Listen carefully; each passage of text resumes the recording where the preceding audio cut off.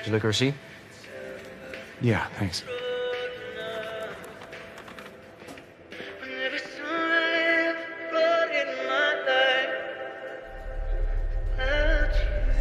What?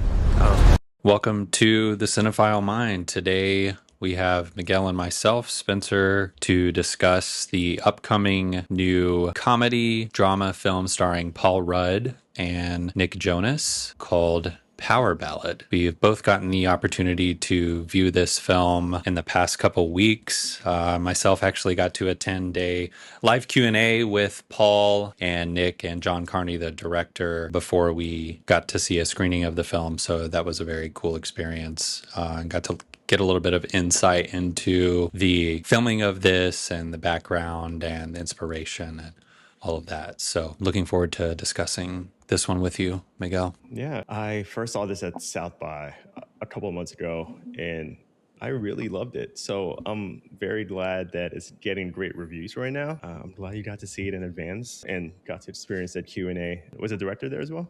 Yes, John Carney? John Carney was there as well. Yeah. So he is a former musician, was in a band in Ireland.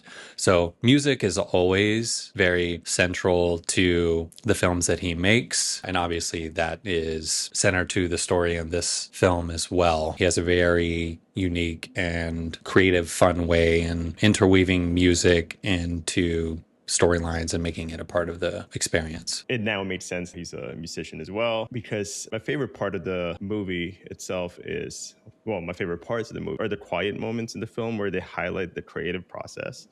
You know, as he's writing and putting together a song. I'm sure he takes a lot of that from his personal experience. Yeah, no doubt. I think I'm right there with you. I mean, kind of the main scene that sticks out to me in my memory when I think back on watching this is that scene after the wedding where Paul Rudd's character and Nick Jonas are like in the hotel room together, just kind of having like a jam session. They're drinking, they're staying up late, they're talking about their creative process and making music and kind of jamming out together. And then that sort of blossoms into this moment, of course, where, you know, Paul Rudd his character starts to kind of sing this melody and these words, and it, you know, Nick Jonas's character really takes to it, and it starts to kind of, they go back and forth with it. And then of course that kind of drives the storyline going forward. But for me, that was like a very fun, engaging, interesting scene. I agree. I really love that scene and how the movie just stays focused on that scene. And we're so used to like cutting from scene to scene. And I feel like we were there with them, Yes. like, you know, as they were trying to find the right melody. It really feels like we were part of this like creative process. And then of course, like the main song that propels the story forward and is kind of central to everything is very much an earworm. Like I have found myself kind of like humming this song to myself the last few days. It's been very much stuck in my head. You know, it was kind of funny during the Q&A, the moderator asked the group, you know, what their thoughts were on this potentially being like nominated for best song. And, you know, Paul Rudd had a funny response to it about, you know, how that he was really putting the cart before the horse there and getting way ahead, talking about them potentially performing this at the Academy Awards. But no, it's very much it's always interesting when filmmakers can manage to, I'm fascinated by people who can write music specifically for a movie and, you know, it having a kind of a major cultural impact, or like people walking away, that being a memorable part of the film. And this song very much hits that chord. Yes, it's fully integrated into the movie, and you hear parts of that song throughout the film. Yeah, I remember coming out of the screening at South by, and I immediately tweeted, is it too early for this song to be the front runner for next year's Oscars? It's not a song for everybody. I'm sure some people would find it cheesy, but yeah, for what it is and for what it's supposed to serve, which is this movie and certain moments in the film, it works. And you're right, I ended up actually loving it. Yeah. No, it's very much an earworm and one that gets stuck in your head. Yeah, I'm curious what the audience reaction was when you saw this. I don't know, like how many people were in attendance. I was in a decent sized auditorium, so there was quite a few people there, and the audience really seemed to love this movie. There were tons of laugh out loud moments, but also there are the very human, emotional moments that are quite impactful as well. And yeah, I'm just curious if that is representative of your experience in seeing this, or if like I don't know what the audience size was. Sometimes it's hard to tell with a smaller group, but for my experience here in New York, it was very, very positive reactions all around from the audience. I would say the same. It played at the Paramount Theater here Okay, in yeah. Austin. The entire theater just erupted in applause after the movie. And you can Hmm. just, as you were watching it, I know sometimes you just feel like when you're watching a movie that you're also in the same wavelength as the entire theater. And that's how I Yes. was feeling when I was watching it. Well, is it reckless to say that this is Paul Rudd's best performance to date? Because Paul Rudd as an actor has always been accessible, very funny, very relatable. But here he uses everything that's always worked for him and added a vulnerable side that we haven't seen displayed, to this magnitude. And he's never been more endearing, I thought. We also see ourselves in his quest to be recognized for his creativity and his Hmm. hard work and appreciated by his friends and family, especially after years of working in the industry and trying to make it. Yeah. I don't think that's crazy to say. I mean, obviously he's been around for a long time, but he's always been someone who he's always kind of a standout. I mean, he's always been funny, but he has charm and charisma.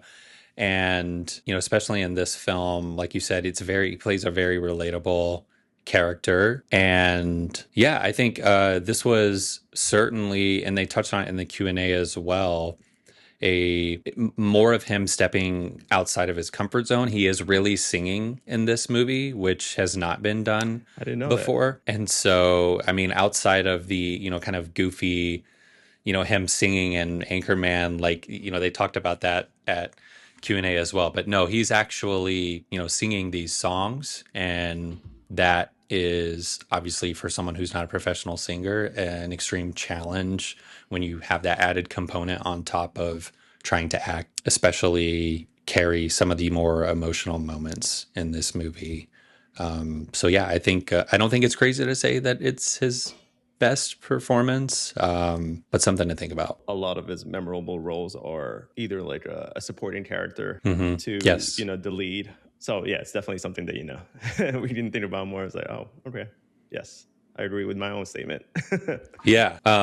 Yeah. And then obviously there's Nick Jonas, who is playing somewhat kind of a version of himself, not as much of a stretch acting wise, I think. Yeah. But I had not really seen him act in anything, but I thought he played this very well. He was very well suited for the role. And it was, I think without that performance too, the movie wouldn't have worked as well. Like their dynamic between Paul Rudd and Nick Jonas's character worked very well. And I think they played their characters in a way that like really helped kind of elevate this movie, that I think without that performance, it's difficult to say if this would have been as impactful of a story. We needed somebody to be believable in that whole Yeah. pop star persona, and he served the part well. Yeah, I'm very interested to see how it does, because I think, we've certainly got a hit on our hands here. So I'm curious to see how, the broader audiences receive it. But yeah, I mean, it's great, and it's one that I've been thinking about since I saw it earlier in the week. And of course, the music in the movie is extremely well done. Yeah, one of the things I loved about this is it's one of those films that's both dramatic, it has these kind of heartfelt moments with Paul Rudd and his family and his daughter, but there is like several laugh out loud moments as well. And I think when it comes at the end of the movie, I don't know, it ends to me on such a strong note that really brings that emotion that you felt throughout the film like to the forefront. And I don't know how your audiences reacted, but you could hear people crying at the end of this movie, like when the credits are playing. It was a very kind of emotional, climax there at the end of the movie. It's just such a heartwarming, perfect summer movie. Yeah. For your consideration, Academy, How to Write a Song About You, Best Original Song. Yeah, I want to see Paul Rudd on the stage singing that the Academy Awards next March. I mean, if Bradley Cooper can get up there and do it, I have complete faith in Paul Rudd's ability to get up there. It would be entertaining for sure. Yeah. And so unexpected to think that we're going to tell people that Paul Rudd is going to be performing a nominated song at the Academy Awards. That would be hilarious and amazing. Let's make it happen. Let's do it. Go see it. Power Ballad.